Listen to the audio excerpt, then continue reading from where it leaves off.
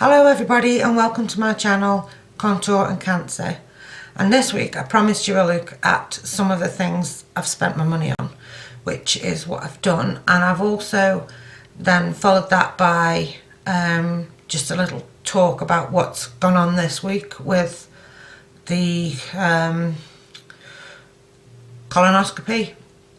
I've sort of delayed putting this video out because I expected to have heard from the cancer unit with an appointment to go and see the oncologist and to know where we were going next, but it's over a week now since I had the colonoscopy and I still haven't had an appointment, so I'm getting a little bit annoyed. Anyway, the video where I'm describing what's gone on and telling you all about it, I was actually sort of doing my makeup, and I was hoping to sort of finish that off while we were talking, and I do get most of what I wanted to say on this video, but stupidly I got mixed up as to what was on and off on the record, so I ended up recording what I didn't want to and not recording what I wanted to. So anyway, if you like what you see, please subscribe and press the notification bell and press the like button if you like it, and I'll get right into the video now, and I think I'll probably come on at the end and speak to you again. So here we go. So this is the desk that my husband made for me.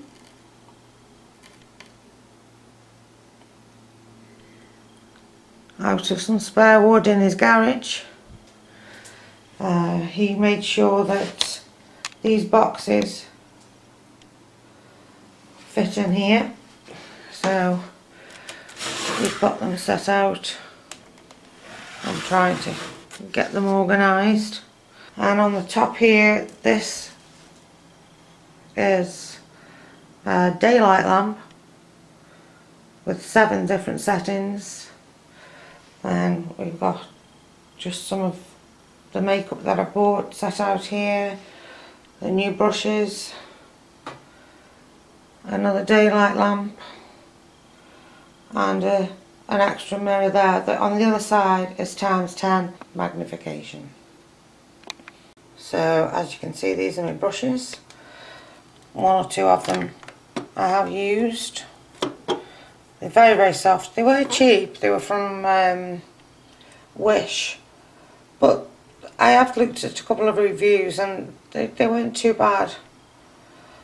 And here I've got foundations and a couple of primers, some lipsticks there.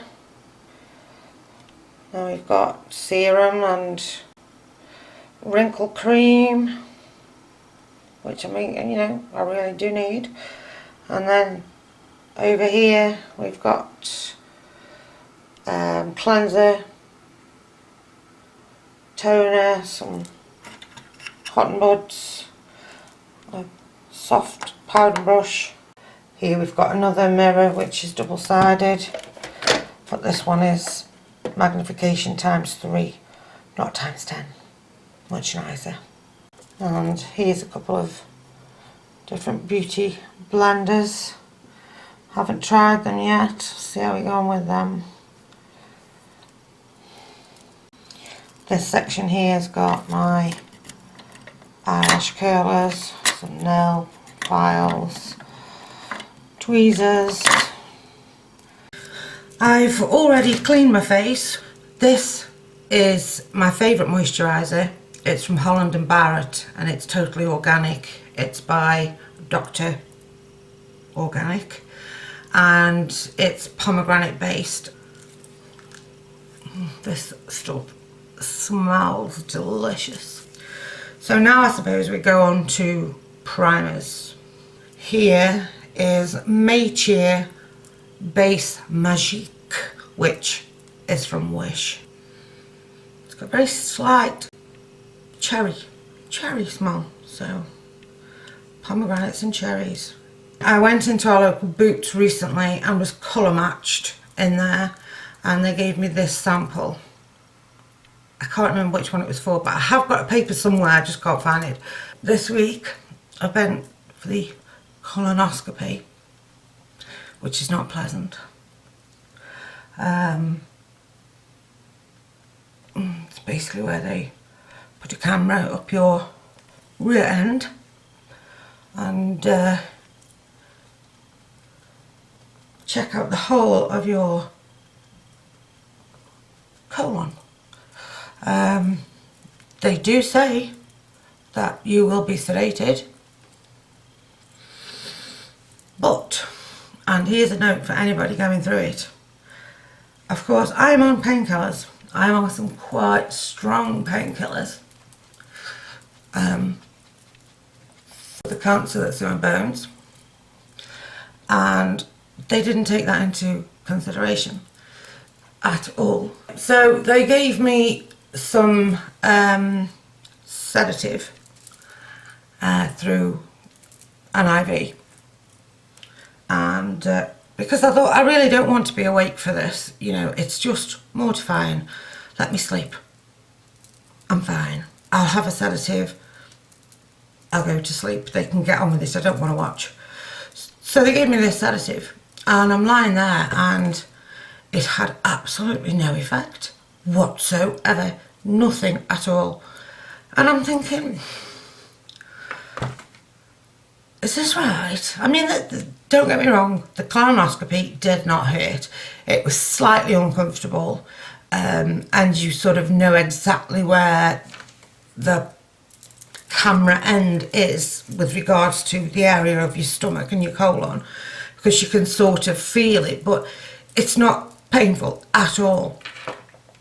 And of course there's a big screen right in front of you, so you can see everything. Lovely.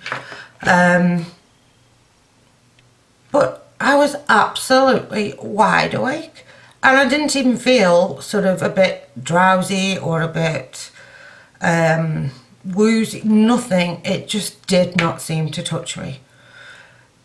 Anyway, not a problem. I came home, I was a little bit sore, more really feeling sorry for myself than anything else, but you know, and I was speaking to my friend who happens to be a nurse, and I was telling her that this sedation just had not worked at all. And she sort of said, well, what did you have? And I told her, I think it was fentanyl or Fentanox or something, and blah. And she said, Shaz, that isn't going to work.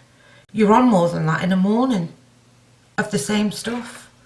And I thought, well, yeah, because they're sort of a morphine-based painkiller, sedative, whatever. And they gave me 50 milligrams to make me sleep. And I have 100 milligrams of the 12-hour release twice a day. So it didn't touch me. Note to self, next time they want to sedate me, I'll make sure they know about that one. Oh, cup of tea. Yeah, so I had the colonoscopy.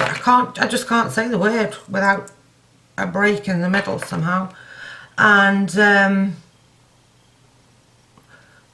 obviously I can see exactly what's going on. It's really not nice. And at the end of it, it took about, I would say, half an hour, 45 minutes. And at the end of it, the doctor said, well, I can tell you now, you have no cancer in the bowel, it's clear. And at that point, I really didn't know how I felt. I didn't know whether I was pleased that there was no cancer there, so that meant that the liver spots were breast cancer, or not. So I sort of went back to recovery, and I'm sitting there still wondering why I'm not drowsy, and the staff are coming past me and sort of thinking, how the hell is she already awake? And asking for black coffee and biscuits because I was starving, because I had to, 2 days before the procedure, you have to go on a restricted diet of basically no roughage at all. So it's like white bread, pasta, 75 grams of meat and all this. And then the morning before the procedure, you have to go on fluid only. That's juices, coffees, black teas, water, but you can't only drink water, which, I mean, luckily I drink black coffee. I'm either white tea, black coffee, strange. But so I was absolutely starving. I mean, by this point now, it's sort of like 3:30 in the afternoon, and I'd had nothing at all since 6 o'clock the morning before, and I hadn't even really eaten the day before that much. So anyway, they bought me some biscuits. I had some ginger biscuits, and he bought me some fruit shortcake, which so I just ate the ginger. And I'm just saying, when can I go home? I just, you know, I'm done, when can I go home? And they're sort of like, you know, can't really seem to understand how it is that I'm ready to go home, but I was. So, you know, I always do down here, well, I don't always, but when I do concealer, I do down inside that sort of, that wrinkle, smile line. I'm not sure whether I should do inside that or not, but somebody can surely tell me now. So anyway, I'm sitting there and I'm waiting for them to tell me that I can go home. And then this nurse comes and sort of says, okay, Mrs. Clark, you can go now. We've, you know, here's your report. Your scan was clear. You know, everything's fine. At which point I burst into tears. I do not know what went on. I just totally broke down into, you know, floods of tears. And this young girl, she's looking at me like, did this poor woman really want cancer? You know? I mean, fortunately, one of the members of staff came past who did know my history, because obviously there was nothing in their file. But I had been speaking to her before I went down for the procedure. So she knew basically what was going on. And she spoke to me, so at least it stopped the poor young girl thinking, you know, I was a complete nutter hypochondriac that couldn't stand the thought of not having a disease. Anyway, what are we up to? Anyway, so where were we? Oh yes, I left at the point where I was crying. Anyway, I had my day. I had the day and sort of felt very, very sorry for myself, because I knew that that now meant, you know, that it was the breast cancer, and that it definitely meant some sort of chemotherapy. So I had my day, and then we've just got to go on with it now. I have, my husband has, my family have. You know, nobody's sort of chuffed that we're being faced with this. But then again, you know, I'm not the only one out there that's got secondary cancer. The only thing that's really, really bothering me is that I've got my eldest son's wedding in 2 weeks. And he lives down in Poole, which is on the south coast. And the family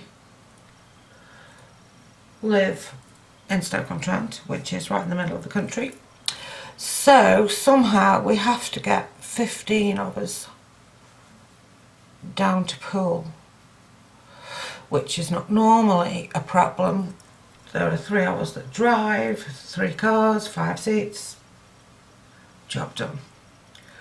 But the problem is, I don't know if I can drive. So we did think of getting a minibus. But then we have another problem. I'm not supposed to travel once the chemo kicks in. My white cell count will go well, it'll drop, and I'm not supposed to travel on public transport or whatever. So I might have to see if we can get 2 drivers and maybe hire a 7-seater and a 9-seater, and then I may have to wear a mask. So as you can see, I only got about halfway through doing my makeup, but I did get the main things discussed on there. So next time now, hopefully we will hear from the oncologist, and I'll know where we're going with regards to my treatment plan. So I'll tell you all about that, and I think we'll have a go at false eyelashes. Just false eyelashes. I'm not going to do a whole look or anything. Just have a mess about with some false eyelashes and see how we go on putting them on, taking them off, if we ever get them on. So, see you next time. Bye.